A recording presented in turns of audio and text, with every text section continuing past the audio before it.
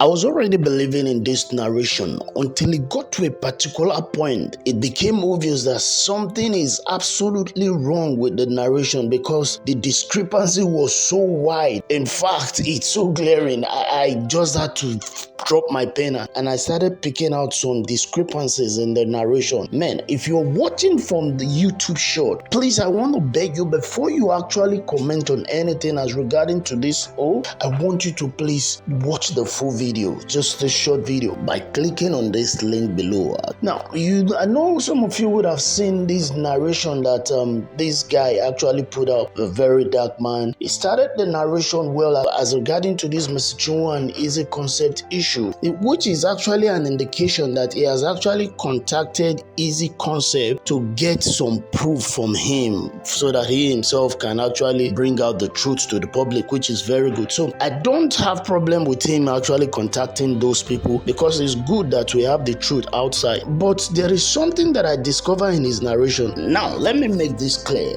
I am only going to be speaking based on the things that I observed from this video that you're about to watch now. And I want you to open your mind as I'll be pointing out some things to you. And again, I'm not going to be playing all the videos. I'm just going to be playing the parts that I actually discovers the discrepancies from, while I will now be pointing out those things that are not true as regarding to the video. So please just watch this video.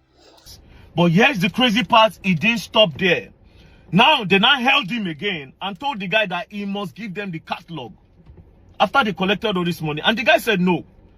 The catalog cannot be given to you guys. First, you held me under duress. Secondly, you called me. First of all, you called me for a meeting at EFCC. You took me all the way and brought me here to Ilorin, where we know our own people. You held me under duress to the point where you forced me, even though Chinwo breached contract, you forced me to give you people $274,000, which I've done. Now you are coming to tell me to give you the whole catalog on my 100% investment. That being said, I said, where did you meet Chinwo? Like I said, Chinwo can come and say very dark man is lying. This guy said he met Chinwo in 2012 before Chinwo went to Nigerian Idol. That they were all a supporting system for the idols. And after she scaled through with the idols, after she made some small money, she ran away. Then she came back in 2017 when she no longer had money and started begging Eezee that Eezee should sign her. Eezee said he told her that I cannot sign you. I have already seen the kind of person that you are when you have money.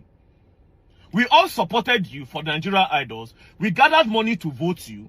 We were your backup for the musical part. When you made the money, you ran away. Now, after 2012, you are coming back after 5 years in 2017 to say I should sign you. And this was the period where Eezee was managing Frank Edwards and some other big stars. So she came, Chinwo came, knelt down and begged him. Chinwo can say it's a lie. There are witnesses to this. That was how Eezee now brought Chinwo in. And that was how they now signed. Now, my investigation, according to that signing, that letter that their Chinwo said it was forged. Now, see how it happened. In 2017, they did a 5 years contract, but they didn't write it on a paper because the record label was still growing. Then in 2019, when the record label have gotten base, Chinwo had already done the blow, they go far. That was when they now decided to put it on paper. So they printed the paper for 2019. Then he now said, wait, we started this contract in 2015. If you signed in 2019, 5 years with 2019, it means you have served me for 7 years. So what is it is, we'll write 2017 so that you just serve for 5 years instead of 7 years. Which they agreed. So they changed the 9 to 7. That's when Chinwo was saying a forgery. They changed the 9 to 7. And Chinwo signed with witnesses around, and the Eezee also signed. So that thing was not forgery. So I was right before my investigation. Okay, now you've heard him. I believe you actually heard that part where he said they actually went into contract without signing a paper. See how it happened. In 2017, they did a 5 years contract, but they didn't write it on a paper. Now, that actually now got me start asking several questions based on what he actually said in the statement. For example, he said this. And this was the period where Eezee was managing Frank Edwards and some other big stars. You heard that. Now, the first questions that I want to put into your mind now is that how can somebody that is managing an artist as big as Frank Edward then want to sign an upcoming artist like Mercy Chinwo? Will now choose not to sign a paper with an upcoming artist, knowing fully well that as a manager that you are, that things like this usually cause problems. In fact, he himself has said it before that problems usually occur between artist and the record label. From history, you find issues, label and artist issues or contractual breach. So now it got me thinking that how can a big manager like that want to sign Mercy Chinwo and we choose not to back it up with a document? Remember, Mercy Chinwo have said it before that they actually signed an agreement that the one that they signed was not as big as the one that he presented now. So how can a manager choose to sign somebody in without signing an agreement on that day but want to now sign it years later? Something is fishy there. It does not add up. So that's one of the flow. Now, but listen to another thing again that he said. Now you are coming to tell me to give you the whole catalog on my 100% investment. Okay, now, who does that? It's not possible for somebody to want to invest 100% into another person's talent and will not sign an agreement with the person. Just feel that, oh, I just want us to just be like that. It's something is not right there. It's not possible. And it's a clear indication that this story actually, it's not really adding up because nobody will want to sign anybody or we want to invest into anything without a mutual agreement between the both parties. Remember, even he himself have said it that they actually signed an agreement of 50-50%. He said it, that they signed an agreement of 50-50%. So it's not possible for you to want to invest, and in fact, a South man for that matter will want to invest in something like that, but will not pen a paper down. Somebody that have the experience of managing an artist as big as Frank Edward, then Abba, now it does not add up. But now listen to another flaws again in this narration. And after she scaled through with the idols, after she made some small money, she ran away. Then she came back in 2017 when she no longer have money and started begging Eezee that Eezee should sign her. Eezee said he told her that I cannot sign you. I have already seen the kind of person that you are when you have money. We all supported you for the Nigerian Idols. We gathered money to vote you. We were your backup for the musical part. When you made the money, you ran away. Now, after 2012, you're coming back after 5 years in 2017 to say I should sign you. That's another thing again. How can you say you want to sign someone that has actually treated you in that way? You now want to sign the person again. There is no paper to document it. Despite the fact that you have been exposed firsthand to the character of that person as regarding to money. Now you now want to sign the person into your record label. You did not write it down. There was no document about it. And it shows that it is not something that is actually adding up, because that will be the first thing that will serve as a way of checkmating the both of you guys, since you already know the character of the person you want to sign. So with this, it actually indicates that the story is not really aligning with each other, because it's not possible for you to have an experience with somebody that this person is bad. You now want to now enter into another agreement with the person and you will not sign contract. Abba now. That's not possible. It's not done anywhere. It's not done. So she came, Mercy Chinwo came, knelt down and begged him. Mercy Chinwo can say it's a lie. There are witnesses to this. That was how Eezee now brought Mercy Chinwo in. And that was how they now signed.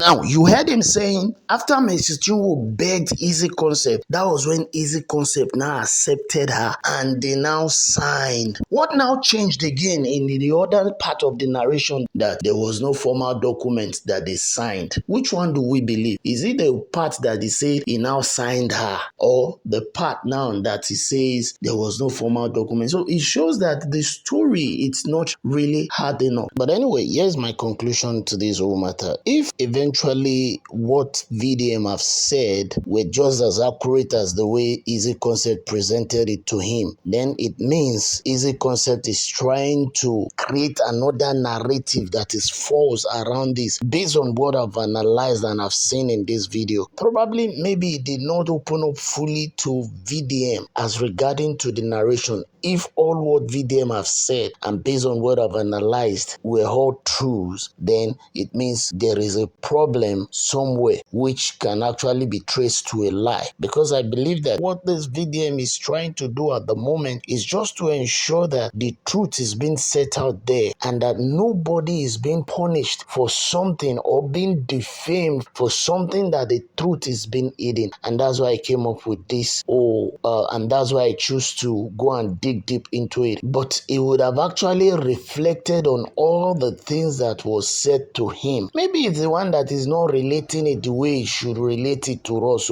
or is relating it based on how he heard it. And I believe he's actually related it to us based on what they said to him. Just like he has said earlier that he is a man of integrity, and we want to hold him to that. So if what he has said now were all true, then those loopholes that are actually pointed out, it could be tagged to be false to the statement that he made. And as regarding the claim that Mr. Chinwo decided to bring in emotional blackmail by introducing Jerry Eezee and Nathaniel Bassey into the issue, that's not actually true, because even if you look at the statement of Eezee Conceptz, you will discover that there was a lot of blackmails even in his statement. There was a time that he was trying to talk about the pastor said the body of Christ will be fined. Until I heard a statement that really got me sad when one of the pastors said to me, "Stop bothering about the body of Christ. We will deal with you and the body of Christ will be okay." A statement like that is trying to get the attention of people to know that the body of Christ is even fighting against itself. Because when somebody make a statement like, I met a pastor and he said the body of Christ will be fine. You know, these generations, they are actually more hyperactive when they hear things that has to do with the church and the pastors. They want to move towards it. So for him to have even introduced that statement into his own statement is an act of one trying to blackmail the body of Christ and even the pastor. So I just feel that one is not really this thing, but that's by the way anyway. So I just feel the both of them are trying to present the argument the way to be appealing to the audience. But anyway, they should just settle their matters out of media. And as regarding to the document that is said was signed by the both of them, we can't actually lay hold to the fact that it is true until the original is being posted online, so that we can actually know that it's true. They both sign it with their senses in place, and also let all the witnesses that were present on that day that they were signing the document to come out and say, yes, it's true, we were there when they both signed the document, which is very important. Because in our present world today, it is possible that the record label is having a digital signature that they can just lift from somewhere and placed on the paper. We all know that is something that can be done anywhere today,